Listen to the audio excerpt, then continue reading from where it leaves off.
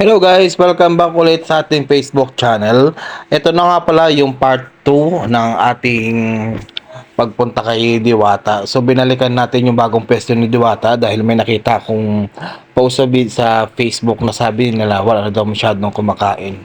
Pero watch out guys, tignan nyo ito mabuti kung talaga bang walang masyadong kumakain. Ayan, nakikita-kita nyo naman sa likod ko kung gaano kadami yung pumipila. Ayan, nakikita natin at kung gaano ni-level up ni Diwata yung kanyang mga pagkain.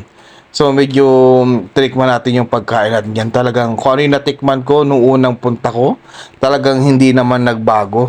Talagang kung ano pa yung lasa. Makikita nyo naman yan, oh, kung gaano kalalaki yung mga hiwa ng mga manok. Yan nga pala yung mga inasal chicken ni Diwata. Yan, nakikita nyo kung gaano kalalaki yan at kung gaano kadami ngayon.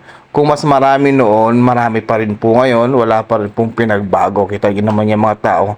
Ang oras niyan guys is 11:30 ng tanghali. So mag-aalas 12 na yan. Kita ninyo kung gaano pa rin karami yung tao. Ayan po yung mga chicken na binibenta ni Diwata.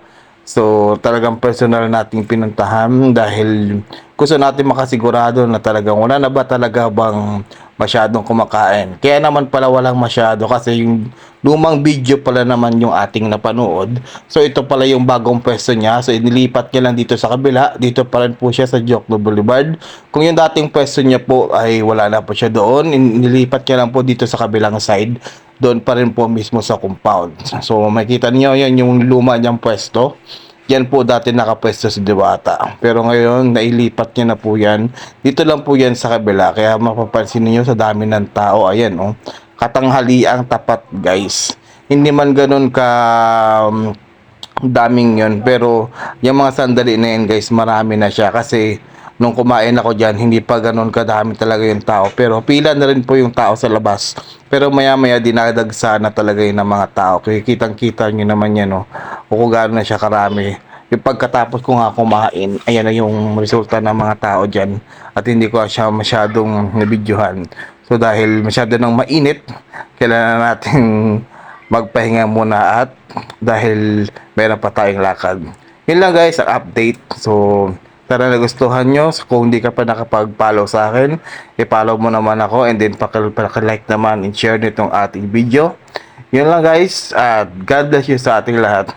Bye-bye! Hindi lumalabas si Diwata eh. Papahingaan. Guys, yun lang guys. Next vlog ulit. Baka sa sunod na punta natin makita lang natin Diwata. Tingnan natin tayo nakapag-picture. Mukhang busy yata yung Diwata. Yun lang guys, bye bye.